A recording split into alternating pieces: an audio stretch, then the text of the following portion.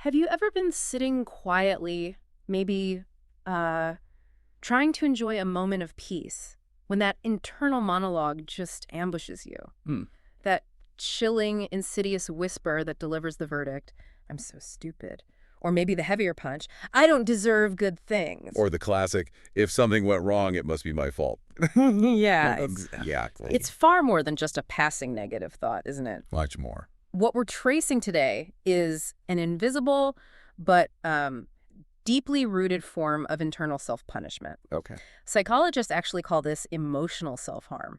It's the constant use of things like guilt, isolation, chronic self-blame, or even relentless overwork as tools. Tools for what, though? Well, often not really to succeed, but more to punish yourself, and often without you even recognizing the intention behind the behavior. Wow. And the cost is profound, I imagine. Oh, absolutely. Because while this self-harm is invisible to everyone else, its impact on you is, it's like the background noise of your entire existence. That's a great way to put it, like malware running silently in the background. Yeah, constantly chipping away at your self-worth, distorting your identity, talking you out of every moment of potential joy or vulnerability. It actively sabotages you. And what's fascinating here, or maybe hopeful, is that these destructive patterns aren't innate. Nobody is born with a blueprint for cruelty toward themselves. Right. You don't come out of the womb thinking you're terrible. Exactly. They were learned, absorbed from environments, from experiences that inadvertently taught us how to internalize judgment and become our own harshest critics. And that is exactly our mission in this deep dive then. To move beyond just the surface pain, to trace the echo of that critical voice back to its source. And crucially, to affirm the truth that offers genuine hope if these destructive patterns were learned. They can absolutely be unlearned. They can be unlearned. Okay, let's unpack this. This subtle art of invisible harm. Okay. When you talk about self-harm, I think people often expect really dramatic external behaviors, right? That's the common perception, yeah. But the sources we looked at show that emotional self-harm often hides in plain sight. How so? Well, it's tucked away in small, repetitive, everyday habits that just become normalized. You don't even question them. Can you give some examples? Sure. Think about how often this shows up, maybe not as a crisis, but almost like a personality trait. Okay. It's the reflexive, maybe over-the-top, apologizing for things you didn't even cause. Like bumping into a chair and saying sorry profusely. Yeah, exactly. Or just, having a need. You apologize because deep down you might feel like your mere presence, your needs, are an inconvenience. Oh, I see. Or denying your personal needs completely just to keep the peace externally. Yes. And this isn't just about, choosing where to eat dinner. No. This is that constant feeling that your needs are inherently burdensome. So you systematically self-deprioritize until you almost feel invisible. Wow. And of course, there's the relentless cycle of overachieving. The busy trap. Right. You drive yourself to exhaustion, maybe not because you love the work itself, but because you need that external validation of success just to feel, even temporarily, enough. So the achievement isn't a celebration. It's more like A temporary reprieve, a pause from the internal assault. Yeah.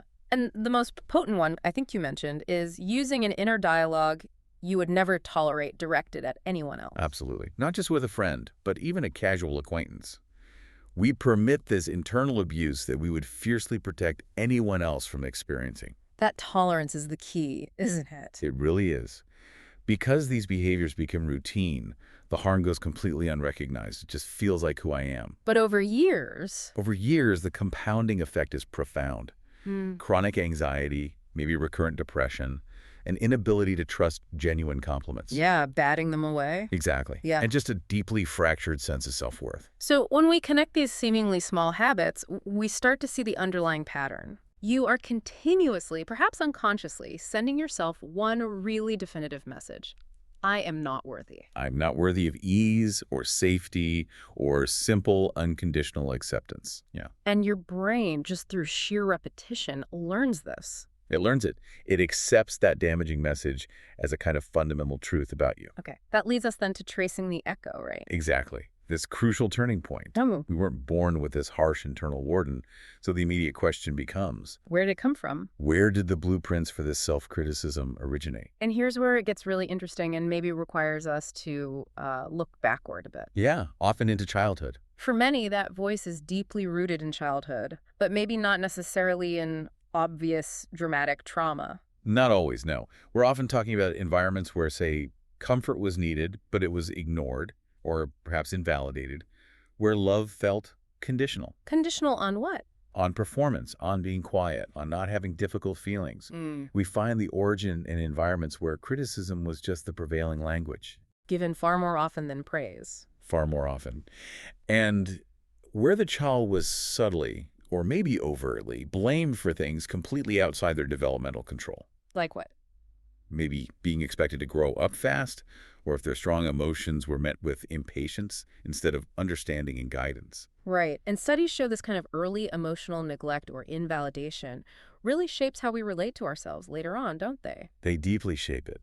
It primes us for chronic self-blame, because blame and invalidation were just the atmosphere we breathed. It felt normal. And this is where the survival mechanism kicks in, that sort of paradox of self-harm. Exactly. It's counterintuitive, but it makes sense in context. To make sense of a world that felt chaotic or inconsistent or maybe unsafe. Yeah. The younger self engaged in a specific kind of protective logic. They thought, subconsciously perhaps, if I blame myself, I gain control. How does blaming yourself give control? Because the thinking goes, if I can figure out what's wrong with me, I can change me. And then maybe they'll love me, or maybe I'll finally stay safe. Ah, I see. So that initial self-blame wasn't really about self-hatred at first. Not necessarily. It was an act of survival. A false shield, really. Providing a desperately needed illusion of control. Precisely. If the problem is me, I can fix me. If the problem is the environment or other people, then I feel powerless. But carrying that protective shield, that kind of faulty internal software, into adulthood, that must have consequences. Devastating consequences. That conditional environment essentially taught the nervous system to be hypervigilant. Meaning you're constantly bracing for rejection, constantly scanning the emotional environment for threats, because that's what you were conditioned, literally trained to do to survive back then. And I think you mentioned codependency too. Yes. It also leads directly to codependency sometimes, where your entire sense of value becomes tangled up in prioritizing others' needs above your own. Because Because that external judgment you absorbed as a child eventually becomes the only internalized metric you trust for measuring your own worth. The external critic's voice becomes your internal echo. Wow. Okay. And that brings us to the present day, right? The persistence of this ghost in adult life. Yes, and we really need to emphasize this distinction for you, the listener. Yeah. That voice that shames you, criticizes you, tells you you're not enough. Yeah. It is not your true self. It's a recording. It's an echo. Think of it like a damaged blueprint, maybe.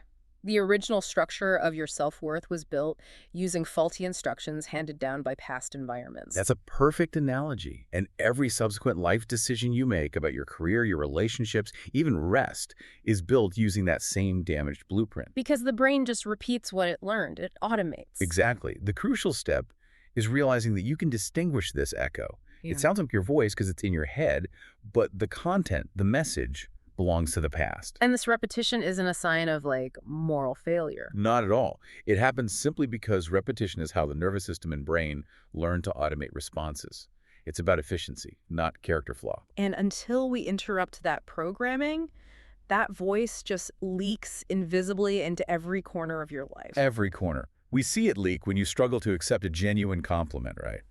Brushing it off instantly, as if it couldn't possibly be true for you. Or downplaying significant achievements. Systematically. Experiencing acute imposter syndrome even in rooms where you have absolutely earned your place. That feeling isn't modesty, then. No, it's the echo reinforcing the old message. You're just lucky, not competent. You don't really belong here. And maybe most heartbreakingly, it leaks into relationships. It really does. One of the clearest patterns we found in the source material is this tendency to unconsciously choose partners or even friends who repeat the exact same hurtful, invalidating messages you grew up with. Why would we do that? You choose the familiar discomfort because that's what your system was conditioned to anticipate, to expect. It feels strangely normal, even if it hurts. Physiologically, what's happening there? Physiologically, this is pure emotional conditioning. Your nervous system is perpetually stuck in the on position, maybe in a fight, flight, freeze response. It's trained to anticipate disappointment before it even happens. So it braces itself. It learns to brace, to shrink, to survive the expected blow. This isn't a personality flaw. This is essentially a decommissioned defense system that desperately needs a system update. Yeah. It's outdated protection. Okay. But here is the profound pivot point, the hope.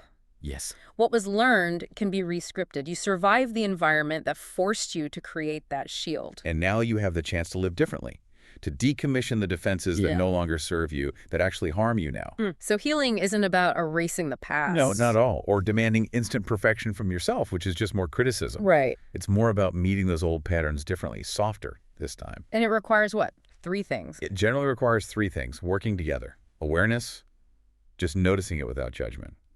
Creating safety within yourself, a radical self-compassion.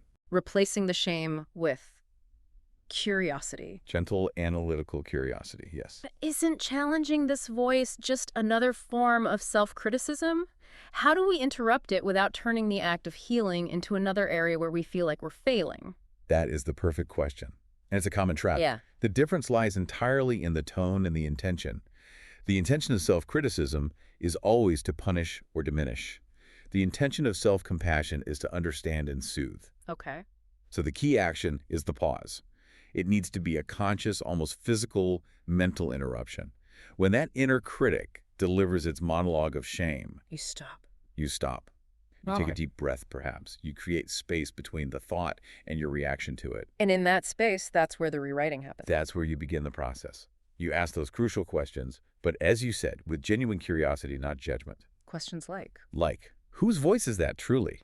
Where did I first learn this belief? You ask, is this voice actually helping me grow right now, or is it just keeping me small, keeping me stuck in a story that belongs to the past? And maybe the most powerful tool. Perhaps the most powerful.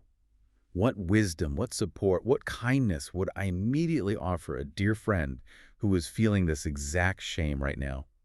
Turning the compassion outward first to see what it feels like. Exactly, because usually we know exactly how to be kind to others. In that pause then, in that act of choosing kindness for yourself, Yeah, you're actually interrupting the conditioning. you're actively interrupting the emotional conditioning.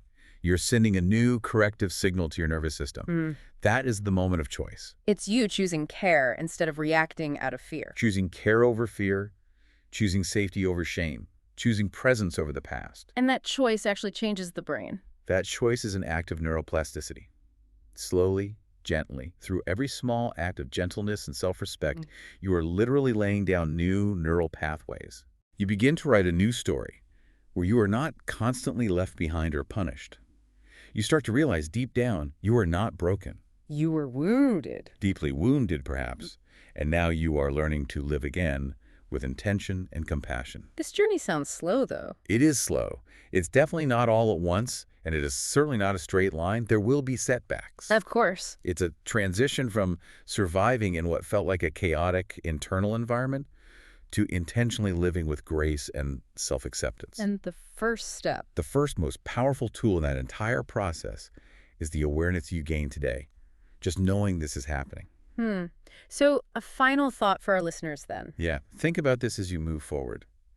What fundamental rule of self-judgment, one that was maybe taught to you long ago and feels completely real, completely true, what rule are you ready to challenge today?